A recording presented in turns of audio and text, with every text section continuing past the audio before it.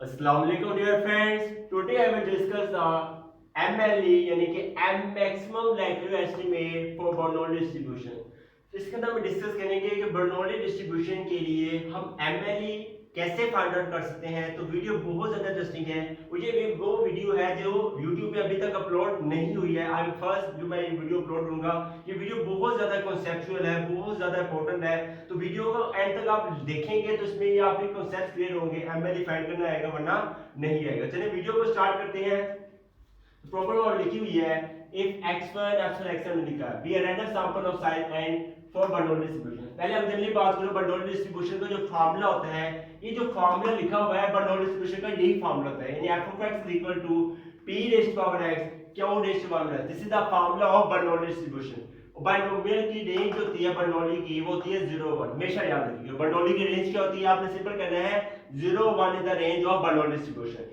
हमने करना क्या है, find the maximum estimate for p। p के लिए हमने MLE फाइंड करनी। तो पहले हमें पता होना चाहिए कि MLE के स्टेप्स क्या होते हैं। जब तक स्टेप्स पता नहीं होंगे हम इसे सोल्व आउट नहीं कर सकते। तो स्टेप्स देखते हैं। तीन स्टेप्स होते हैं, अगर तीन स्टेप्स आते हो तो ये क्वेश्चन सोल्व आउट हो जाता है, अदरवाइज नो। तो पहला जो हम देखते हैं स्टेप्स है हमारा नंबर 1 जो फर्स्ट स्टेप होता है MLE के लिए वो होता है फाइंड। ये स्टेप्स जो हम पहले डिस्कस कर चुके हैं लेकिन मैं दोबारा रिपीट करूं ताकि आपके लिए इजीनेस रह सके। Find likelihood, find likelihood function. पहला पॉइंट होता है कि आपने क्या फाइंड करना है, likelihood फंक्शन फाइंड करना है। दूसरी बात क्या होती है, सेकंड बात होती है टेकिंग नेचुरल लॉग। सेकंड बात होती है टेकिंग, सेकंड पार्ट जो होती है वो होती है टेकिंग नेचुरल लॉग, यानी कि ln ऑन बोथ साइड्स। जो भी फंक्शन हम सोल्व आउट करेंगे, जो भी फंक्शन हम फाइंड आउट करेंगे उसका हम क्या करेंगे, नेचुरल लॉग ले लेते हैं। नंबर थर्ड पार्ट देखते हैं। थर्ड स्टेप इसका होता है, मैं इसको शॉर्ट फॉर्म में स्टेप्स बता रहा था आपकी वजह से। थर्ड स्टेप जो होता है हम क्या करते हैं, टेकिंग डेरिवेटिव। क्या करते हैं, टेकिंग डेरिवेटिव। जो भी हमें फंक्शन हमें आएगा ln समथिंग, जो भी फंक्शन हमारे पास आएगा, यानी इस तरह कह लो taking derivative of ln fx, इस तरह का जो भी फंक्शन आएगा उसका हम क्या करेंगे, डेरिवेटिव लेते हैं। ये चीज याद रखना, जो डेरिवेटिव हम लेते हैं वो डेरिवेटिव होता है हमेशा पार्शियली डेरिवेटिव लिया है। शायद भी मैथ्स के अंदर यूज होता है पार्शियली डेरिवेटिव। जिसका मैथ स्ट्रॉन्ग है ना उसके लिए बहुत आसानी है। अगर मैथ स्ट्रॉन्ग नहीं है तो मैं इंशाल्लाह वो कीवर्ड्स बताऊंगा ताकि आपको मैथ्स के लिए भी सॉल्व करने में इजीनेस रहेगा इंशाल्लाह। तो हम डेरिवेटिव लेंगे, वो पार्शियली डेरिवेटिव लेंगे ln का। इसके बाद क्या करेंगे, जो भी फंक्शन आएगा उसे हम करेंगे 0 के बराबर कर देंगे। यानी इस तरह समझ लें, अगर इस तरह लिखा होगा ना करली ln fx डिवाइडेड बाय करली p, जो भी फंक्शन आएगा उसे हम करेंगे 0 के बराबर पुट करेंगे तो हमारे पास जो होगा वो एस्टिमेटेड यानी कि p हैट जो होगा वो फाइंड आउट होगा। तो ये चीजें याद रखनी है। पहला स्टेप का मतलब आ गया natural function, second natural log, फिर डेरिवेटिव लेने इसके ऊपर करना है 0 के बराबर करना है। याद रखिए, उम्मीद आपको स्टेप्स समझ आ चुके होंगे। अब इन स्टेप्स को फॉलो करेंगे इंशाल्लाह हम इसे सॉल्व करने के। तो हमारे फंक्शन जो गिवन है, हमारा मेन पॉइंट जो है वो गिवन है बर्नौली डिस्ट्रीब्यूशन। क्या हमें गिवन है, बर्नौली डिस्ट्रीब्यूशन। तो इसके फंक्शन देखते हैं। हमारा मेन पॉइंट जो है वो हम डिस्कस करने जा रहे हैं। गिवन फंक्शन है f of x equal to p raised to power x q raised to 1 minus x। ये जो स्टेप्स लिखे हैं ये स्टेप्स हम इस पर लगाने लगे हैं। नेक्स्ट हम मूव करते हैं। अब ये फंक्शन में गिवन है। अब q क्या होता है, q होता है 1 माइनस p। ये तो अच्छी सारे को पता होगी कि q जो होता है q is equal to 1 minus p। ये चीज सारे को पता होगी। अब देखेंगे q लिखा है तो मैं इसे 1 माइनस p लिख सकता हूं। यानी मैं कहना चाह रहा हूं, मैं इसे यूं भी लिख सकता हूं p raised to power x क्या होता है 1 minus p raised to power 1 minus x। और यहां आ जाएगा आपके पास फंक्शन f ऑफ x। ये फंक्शन गिवन है। इसका करेंगे अब पहला पॉइंट जो डिस्कस करने जा रहे हैं उसने कहा है फाइंड likelihood फंक्शन। तो आपने करना कुछ इस तरह से, आपने लिख देने हैं स्टेप्स। क्या लिख देने हैं, स्टेप। यानी ये तीन स्टेप जो है स्टेप बाय स्टेप आपने चलना है। अब फर्स्ट स्टेप को देखते हैं। Step number 1 find likelihood function. First हम करने जा रहे हैं वो है find likelihood function. First step जो हमारे पास है वो है फाइंड likelihood फंक्शन। फर्स्ट में क्वेश्चन बताया था मैंने एल लगा देते हैं, यानी कि likelihood फंक्शन होता है ऑब्जर्वेशन, यानी ज्वाइंट फंक्शन को हम कहते हैं likelihood फंक्शन, जिसके अंदर ऑब्जर्वेशन कौन सी आती हैं x1 x2 up to so on xn की ऑब्जर्वेशन जो आती है वो सारी की होती है लैक्यूलर फंक्शन। चलिए लेते हैं एल एफ ऑफ एक्स यानी एल लगा दिया, ऑब्जर्वेशन लगा लगे is equal to p raised to power x1। गौर से देखिएगा, अगर नेक्स्ट पॉइंट बहुत ज्यादा इंपॉर्टेंट है। मैंने आपको बताया 1 से लेकर कितनी जाती है तरतीब n तक है, लिखा भी हुआ है x1 x2 up to sort xn, तो उस हिसाब से हम चलेंगे, ठीक है। तो p raised to power x1 bracket 1 minus p raised to power 1 minus x1 आ जाएगा। नेक्स्ट आपने मूव करना है p raised to power x2 bracket 1 minus p raised to power 1 minus x2 आ जाएगा। अब इस सिलसिला का जो चलता जाता है, नेक्स्ट आ जाएगा लास्ट में p raised to power xn, क्योंकि 1 से लेकर चलता जा रहा है, 1 से लेकर आपके पास आ जाएगा 1 से लेकर आपके पास आ जाएगा xn, नेक्स्ट आप चलता जाएगा 1 minus p raised to power 1 minus xn। यहाँ तो उम्मीद है समझ आ गई होगी, यानी लैक्यूलर फंक्शन मतलब होता है ज्वाइंट फंक्शन 1 to n, 1 से लेकर आपने क्या जाना है 1 से लेकर 1 to up to n तक जाना होता है। तो देखिए 1 से स्टार्ट किया है 2 भी है up to n तक चला, ऐसे आप से सिंपलीफाई करना आपने। अब बहुत आसान तरीका है, ये देखें p को हम एज इट इज रहने देंगे। बहुत देखिएगा p यहाँ पर भी है, p यहाँ पर भी है, p यहाँ पर भी है। ये चीज आपको पहले पता होगी, जब बेस सेम हो तो पावर्स क्या होती हैं ऐड अप हो। ये चीज हमने पहले जब सफिशिएंट यूज किया था, सफिशिएंट एस्टिमेटर, वो वीडियो को भी दे सकते हैं। अगर सफिशिएंट एस्टिमेटर की वीडियो देखेंगे ना तो आपके लिए ये वीडियो बहुत ज्यादा आसान हो जाएगी, वो शायद मैं डिस्क्रिप्शन में लाजमी दूंगा, वो आपने लाजमी देखनी है। अब देखिए यहाँ पर आ गया p x1, यहाँ पर क्योंकि बेस सेम है पावर्स ऐड अप हो जाएगी, x1 plus x2 plus up to so आपके पास देगा x है, समझ आ गई। क्योंकि बेस सेम है, ये भी p है ये भी p है, तो बेस सेम है तो पावर्स क्या होती हैं ऐड अप हो जाती हैं, यानी कि x1 plus x2 up to so xn आ जाएगी। यहां तक पॉइंट क्लियर हो गया। नेक्स्ट अब इसकी बारी खत्म है, अब इसकी बारी देखें, यहां लिखोगा product 1 minus p raised to power. अब देखिए 1 माइनस p यहां पर भी है, यहां पर भी है, यहां पर भी, यही कोई वर्किंग नहीं होगी कि बेस से पावर्स ऐड अप, तो जो कि बेस सेम है यहां पर तो पावर्स क्या करूंगा ऐड अप कर दूंगा, यानी मैं लिखूंगा 1 minus x1 plus 1 minus x2 plus up to so ये चलता चला जाएगा, कब तक जाएगा 1 माइनस xn आ जाएगा। मुझे उम्मीद है जहां तक पॉइंट आप क्लियर हो चुका होगा। वही काम बेस से पावर ऐड, इसके अंदर बेस से power 1 minus x1 plus 1 minus up to so 1 minus xn आ गई। नेक्स्ट आप रिमूव करते हैं, नेक्स्ट आप ले लेना है p एज इट इज आ जाएगा। यहां पर ये आपको पता है सम्स क्या होते हैं, ये होते हैं समेशन x, ये चीज आपको पहले ही पता होगी कि x1 plus x2 up to so xn किसके बराबर होता है समेशन x के बराबर होता है, ये चीज आपको पहले ही पता होगी। तो यहां आपने क्या करना है, यहां लिख देना है समेशन x लिख देना है, ठीक हो गया, सिंपल थिंग। नेक्स्ट आपने आगे ये करना है 1 माइनस p, 1 माइनस p को आपने एज इट इज रहने देना है। अगर आप मूव करें बोर्ड से देखिएगा, नेक्स्ट पॉइंट जो है बहुत ज्यादा इंपॉर्टेंट है। अब देखिए मैं क्या करने जा रहा हूं, 1 यहां पर मौजूद है, 1 यहां पर मौजूद है, 1 यहां पर, क्यों ना इसको हम आइसोलेटेड कर लें, यानी मैं कहना चाह रहा हूं इस तरह कर लूं bracket 1 plus up to so 1, ये हमने कर दिया सेपरेट कर दिया, समझ आई बात मैंने क्या किया। 1 यहां पर मौजूद है, 1 यहां पर भी मौजूद है, 1 यहां, इन सब 1 को मैंने क्या कर दिया कंबाइन कर दी। यहां तक पॉइंट हमारा क्लियर हो गया। अब देखिए यहां पर देखिए नेक्स्ट मूव करें, माइनस x1 है, माइनस x2 है, माइनस xn है, ऐसा ही है। तो मैं क्यों ना करूं यहां पर माइनस में कॉमन ले लूं, माइनस कॉमन लेने से क्या फायदा होगा, अब यहां पर आ जाएगा x1 plus x2 plus up to so यहां आ जाएगा xn। यहां तो पॉइंट क्लियर हो चुका, पहले मैंने 1 को सेपरेट कर दिया है, फिर यहां देखिए यहां माइनस x1 था, minus x2 minus xn, minus को करते मैंने कॉमन आउट कर दिया, यहां बच गया x1 plus x2 plus xn आ गया। यहां तक पॉइंट क्लियर है। नेक्स्ट आगे मूव करते हैं, अगर हम इसमें फोकस करें, ये चीज आपको पहले ही पता होगी, सिंस 1 प्लस 1 अप टू सो मैंने भी पहले डिस्कस की है, अगर 1 से लेकर 1 तक लिखी हो इसके बराबर होता है n के बराबर। जब भी 1 वैल्यू लिखी हो ना 1 प्लस 1 तक जाती हो, ये हमेशा किसके बराबर होती है n के बराबर होती है। तो यहां क्या करूंगा, यहां लिखूंगा मैं p summation x 1 minus p raised to power, अब ये किसके बराबर होता है n के बराबर होता है, यहां लिखूंगा मैं n माइनस, ये किसके बराबर होता है इससे नहीं पढ़ा आपने, ये चीज किसके बराबर समेशन x के बराबर, यहां आ जाएगा समेशन x। यहां तक हमारा लैक्यूलर फंक्शन फाइंड आउट हो गया। ये हमने जो फाइंड आउट किया है ये है लैक्यूलर फंक्शन, पहला स्टेप हमारा हो गया। 2 स्टेप्स रहते हैं, जैसे 2 स्टेप्स हमारे जो रहेंगे थर्ड होगा क्वेश्चन जो होगा फाइंड आउट हो जाएगा। तो अगले वीडियो उसकी मत कीजिएगा, दूसरा स्टेप बहुत ज्यादा इंपॉर्टेंट है, दूसरा स्टेप आएगा तो तीसरा आएगा, वरना ये सोल्व आउट नहीं हो सकता। यहां तो उम्मीद है आपको पॉइंट्स जो है वो क्लियर हो चुके होंगे। नेक्स्ट आगे मूव करते हैं, नेक्स्ट हम जो डिस्कस करने जा रहे हैं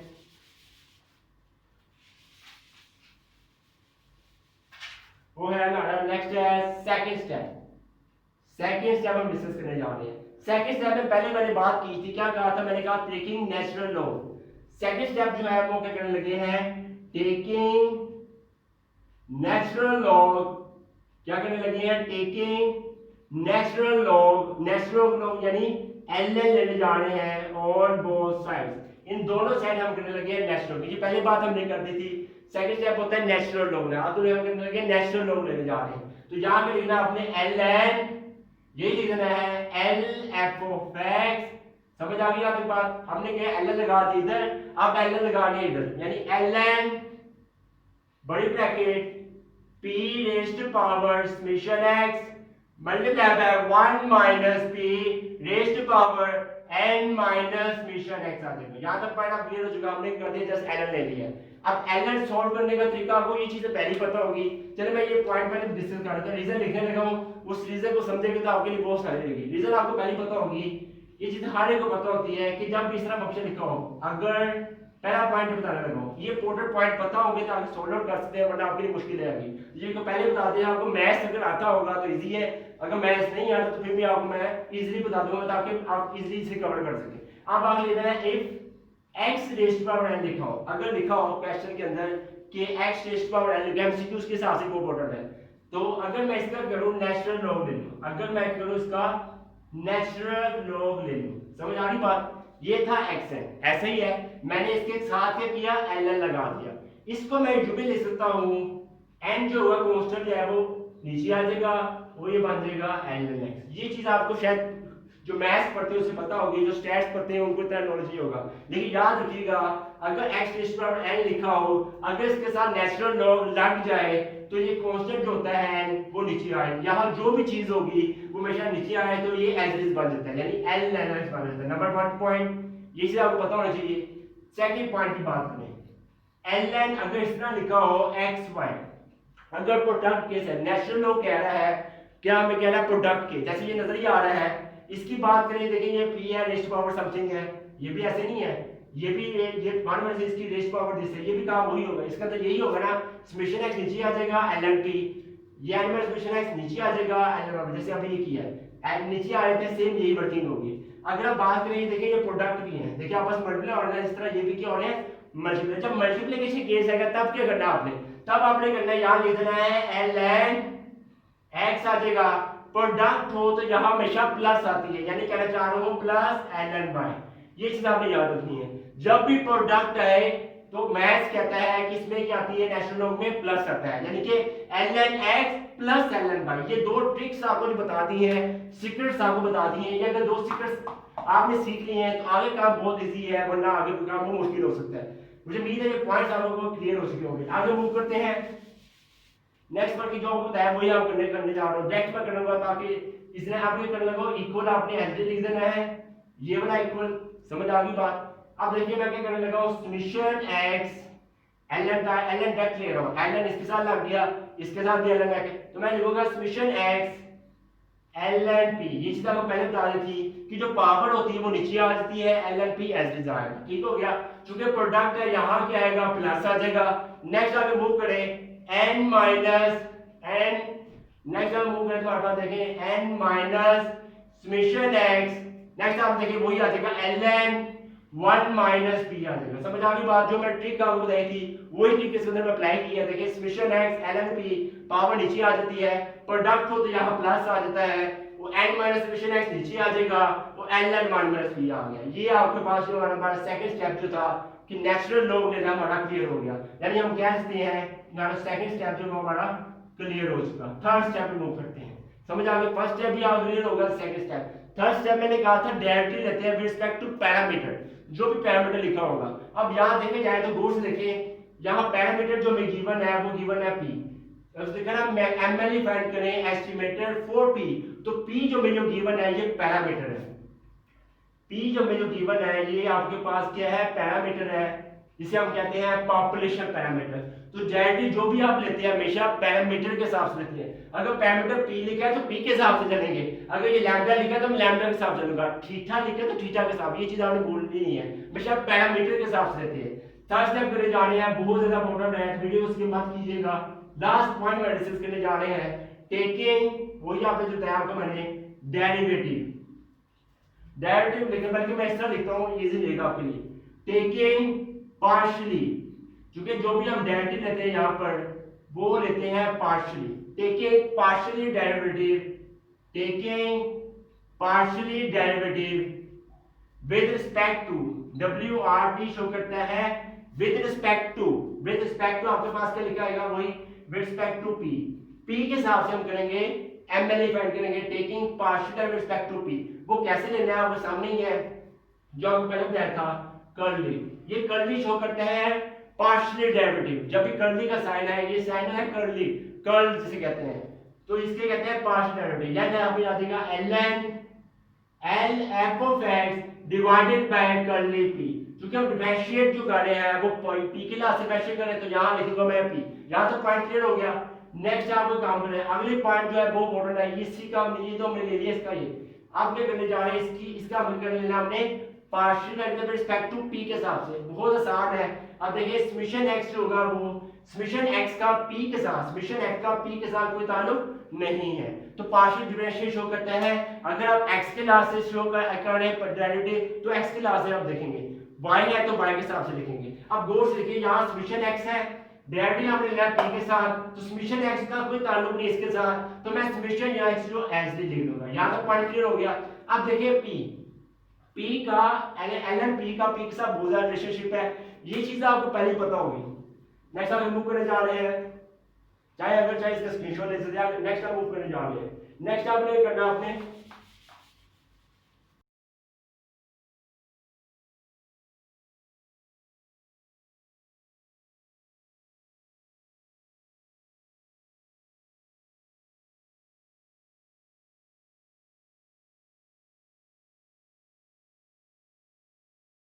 उसको स्ट्रॉन्ग बनाने के लिए मैं ये की पॉइंट्स बता रहा हूँ। अब देखिए यहाँ पर लिखा हुआ है हमारे पास summation x as it is आ गया, आपके सामने ही है। अब ये चीज हर एक को पता होगी कि जब भी हम कर्ली डिफरेंशिएट लेते हैं, यानी कि curly over curly x,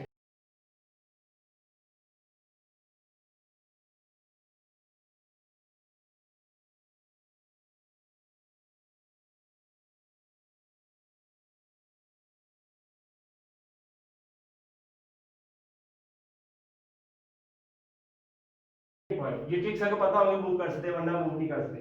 second step की बात करें कि कर्ली ओवर कर्ली P लिखा हो, क्योंकि P का जिक्र हो रहा है तो मैं P को जिक्र करना लाजम है, समझूंगा ln P।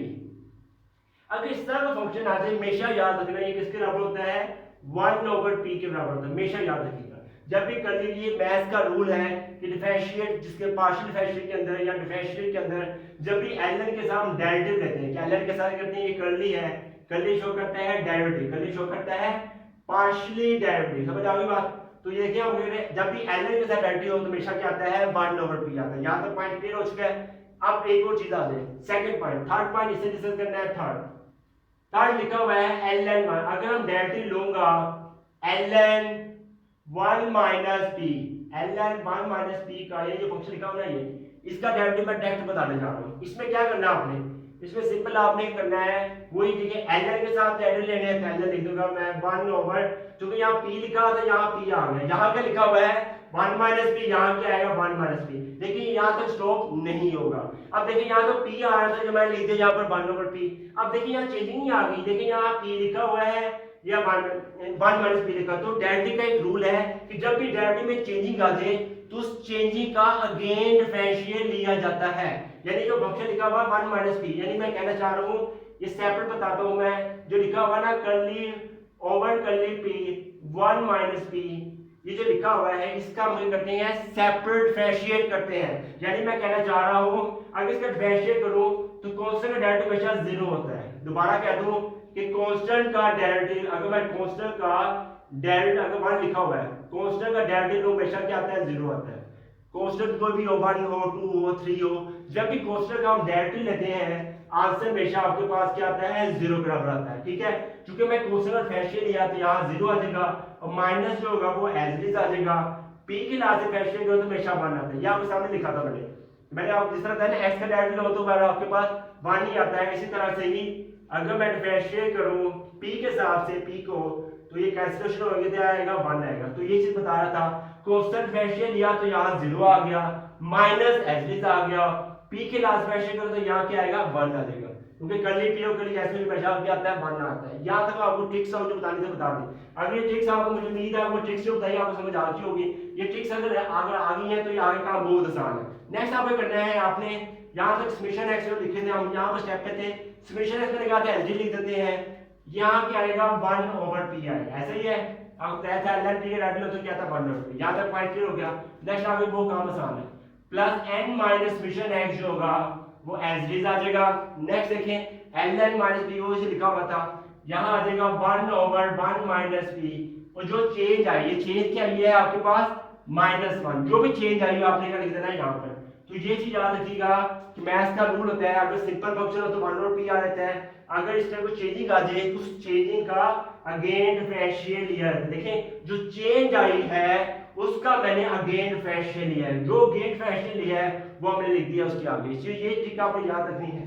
नेक्स्ट आगे मूव करते हैं, सिंपल क्वेश्चन है। नेक्स्ट आपने करना है, यहाँ पे पॉइंट तो क्लियर हो चुका होगा। सेकंड स्टेप आपको बताया था मैंने, डिफरेंशियल लेते हैं, डिफरेंशियल क्या करते हैं 0 के बराबर कर देते हैं, यानी जो भी हम डिफरेंशियल लेते हैं याद रखिएगा कि जो भी इसका रूल है, थर्ड रूल, चलिए हम क्या करते हैं डिफरेंशियल लेते हैं, जैसे भी बताया था मैंने, curly over curly p ln f of x, जो भी होता है इसके हम पहले डिफरेंशियल इसके बाद करते हैं 0 के बराबर कर देते हैं।